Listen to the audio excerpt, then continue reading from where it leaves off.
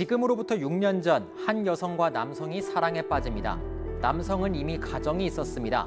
2년 가까이 몰래 만났던 여성에게 어느 날 남성이 말합니다. 우리 그만 헤어져. 그러자 여성은 협박을 시작합니다. 불륜 사실을 아내에게 알리겠다며 1억 원에 가까운 돈을 뜯어내죠. 참다 못한 남성은 여성을 공갈죄로 고소합니다. 사건 반장 가족 여러분, 지금부터 어처구니 없는 범죄가 시작됩니다. 바로 여성에게 새로운 사랑이 찾아오면서 말이죠. 사랑에 빠진 게 죄는 아니잖아 라고 생각하실 수 있는데요. 문제가 있었습니다. 여성이 짝사랑한 사람은 바로 남성의 고소를 대리한 변호사였습니다.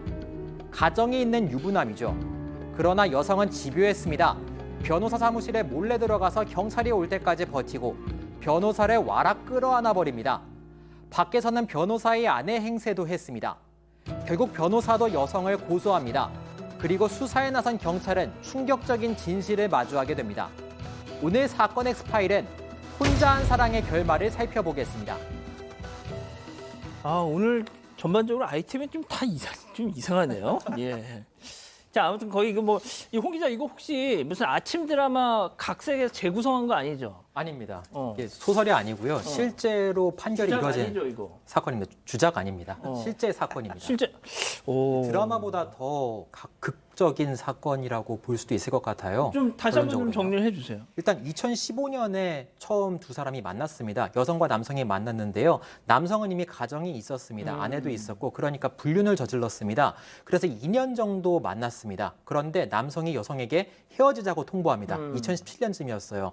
그러니까 어떤 이유였는지 모르겠지만 헤어지자는 말을 들으니까 여성이 남성을 의심하기 시작했어요. 나 말고 다른 사람이 생긴 거 아니야? 라고 의심을 하면서 남성에게 협박을 시작했습니다. 나한테 위자료를 줘, 돈을 줘, 1억 원을 내놔 이렇게 요구를 했습니다. 이런 식으로 요구를 했는데 그다음부터 문자 메시지를 계속 보내요. 그래서 내일 나 변호사 사무장을 만난다. 큰언니, 그래 큰언니는 남성의 아내입니다. 아내에게도 이 사실을 알릴 것이다.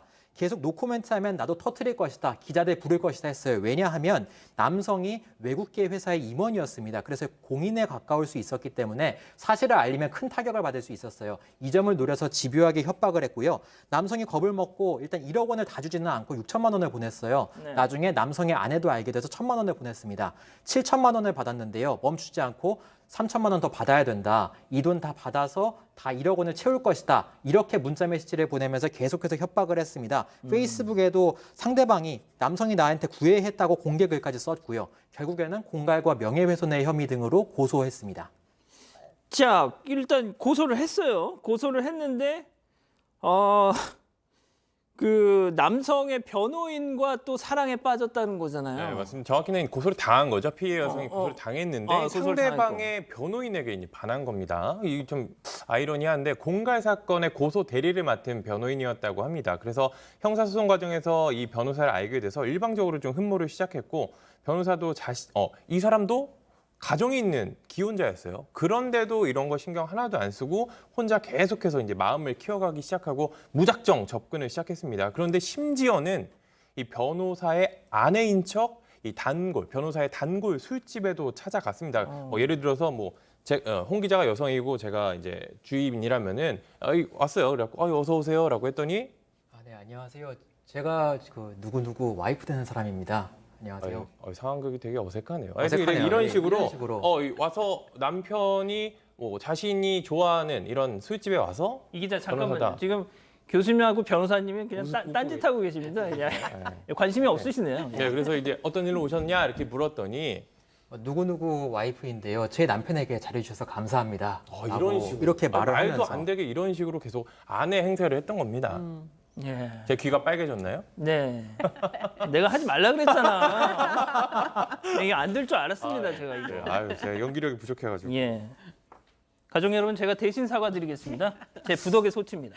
자, 아무튼 이렇게 그러니까 어쨌든 지금 두 기자가 보여준 그 재미없는 그 재연 이거 그러니까 그게 실제 있었던 거죠. 그러니까 자기 변호사한테 혼자 이렇게 빠져가지고 변호사가 잘 가는 술집 같은 데 가가지고 제가 그 사람 부인입니다 뭐 이랬다는 것이 이게 막장 드라마가 아니라 어. 실제로 있었던 일인데요. 결국 이것도 발뺌을 했어요. 이 부인인 척했던 거 발뺌했는데 결국 이 여성이 주문을 하면서 수기로 손으로 이제 주문서를 적었는데 이게 방문의 증거로 남았습니다. 아. 그뿐만 아니라 이 사무실에 다짜고짜 찾아갔어요. 그래서 만나고 싶다라고 하면서 무작정 그 변호사 방에 들어가서 경찰이 올 때까지 버티고 또 진짜 밤 한 무서웠겠다. 10시 아무도 없는 사무실에 혼자 들어가서 기다리기도 했고요. 그리고 사무실 로비, 그 건물 로비에서 퇴근하는 변호사를 막아서고 막 몸싸움도 하고 휴대전화도 막 빼앗아서 집어 던지고 이 폭행, 재물손괴 지금 난리가 났는데 결국 이게 다 건물 CCTV에 고스란히 다 담겼습니다. 그래서 이 변호사 역시 계속된 스토킹에 참지 못하고 여성을 고소했습니다.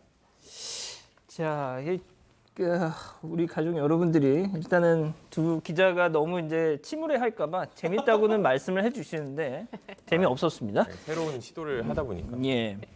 자, 그런데 이게 참 변호사님도 진짜 어떤 묻 여성들이 변호사님 또 아이돌처럼 생겼어요. 되게 잘생기셨어요. 그래가지고 막 이런 봉변 당하신 적 있으십니까 혹시?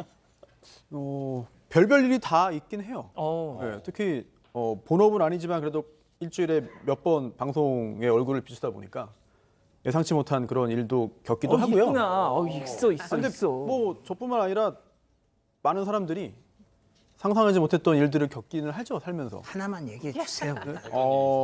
아니요, 근데 그거는 너무 특정되나요? 뭐 지금도 보고 있을 수 있기 때문에 오, 이거 좀 무섭다 이거. 너무 자극을 하면 안 되고. 근데 이 사건 저도 판결문을 이제 봤는데요. 요거는 한번 좀 나눠서 볼 필요는 있어요. 뭐냐면 정말 어떤 상대방, 뭐 변호사라고 할게요. 이 사건 그러니까. 예.